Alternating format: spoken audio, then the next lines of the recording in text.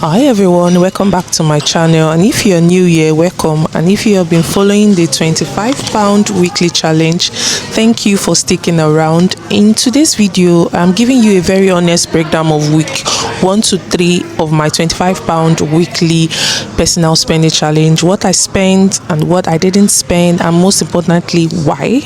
This is not a highlight reel. This is not me just trying to impress anybody, please. This is just my real life, my real behavior and real observation. I also want to stay upfront. The goal of this challenge is not to spend as little as possible. The goal is to be aware, to slow down, and to understand my habits around money, food and convenience. So let's get into it. So week 1 started from January 1st to January 4th. Week 1 was a very short week because I started the challenge on January 1st. I had £25 available, and during that entire period I spent £3.34 on January 1st on a bottle of Coke. And I went out for a dinner and I didn't buy something. I only bought a bottle of Coke which cost me £3.34.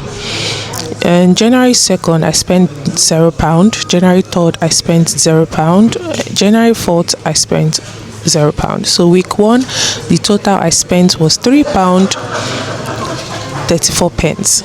Now this might sound very small or even boring, but for me this was actually a big moment, because the old version of me would not have stopped at just the Coke. I would have thought, let me just add a snack or maybe buy a Chinese. Since I'm already here, I might as well. It's only a few pounds now, and suddenly £3 would have turned to £10 without even me noticing. But this time I paused. I realized I didn't want snack, I wasn't hungry, I wasn't bored, and I decided to take my healthy lifestyle seriously. I genuinely just wanted a bottle of Coke, so I bought it without guilt, without adding extra, and without feeling like I needed to justify it. That awareness alone felt like progress for me. By the end of week 1, I started with £25. I spent £3.34 and I had £21.66. That £21.66 rolled straight into week 2. Week 2 started from January 5th to January 11th. Week 2 is where the challenge really started to feel real. I began the week with £21.66 that was rolled over from week 1, plus a fresh £25, and that gave me a total of £46.66 that was available. Now mentally, this is where things usually go wrong for a lot of people, seeing a higher balance and feeling like, oh, you have a permission to spend. But I kept reminding myself, this money is not a target, it's just information. So here's what I actually spent in week 2, and that was on the 9th of January, because on January 5th I didn't spend anything, January 6th I didn't spend anything, 7th nothing, 8th nothing, but on the 9th I was rushing to leave the house and I forgot to pack lunch. So I bought a meal deal, a £1 on a bottle of Ribena, £3.95 on a meal deal. Then I spent £9.50 on a dinner on Sunday on the 11th.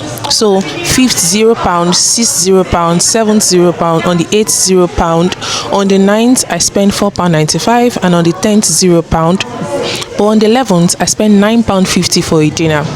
Now when I went out for a dinner and I asked for the kids option, I found out that the kids option was £9.50 and the adult option was £16.95. I saved money by going for the kids option, because I had a small portion that helped me and I still saved money. What is interesting is not just what I spent, but when and why.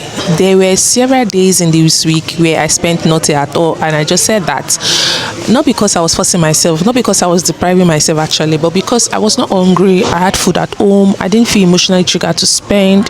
In the past, those no spend days would have made me feel like I was missing out or being too strict. This time they felt so natural. By the end of week 2, I had £46.66 available and I spent £14.45, and I had £32.21 remaining, and that rolled over to week 3. Week 3 genuinely surprised me. I started with 32.21 pound rolled over and plus another 25 pound added, so I had 57.21 pound available. Now you would think that amount sitting there I would be tempted, but the opposite happened. In the entire week I spent just £4.75 and only once. So January 12th I didn't spend anything, 13th nothing, 14th nothing, but on the 15th I bought Ribena, water, a biscuit, a sandwich for £4.75 because I needed to have like lunch, and this is an excuse because I would have had a packed lunch, but I intentionally didn't because I wanted to like spend money on that day. And then on the 16th I spent nothing, January 17th nothing, and January 18th nothing. And the key thing here is why I spent. I was not bored, I was not stressed, I was not rewarding myself, I was simply hungry, I needed food.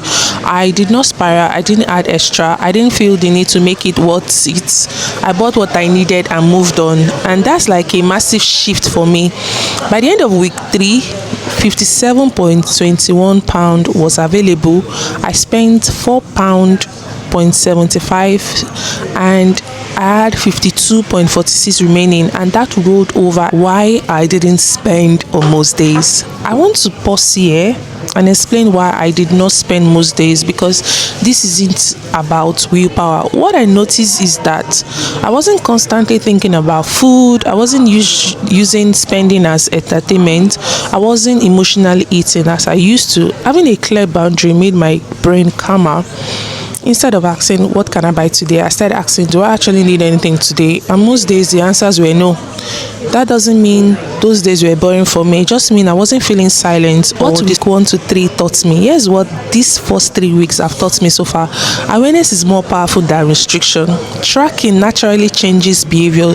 You don't need to spend just because money is available. Progress can be quiet, discipline doesn't have to feel heavy. I didn't aim to spend zero, I aimed to be intentional, and that's exactly what happened.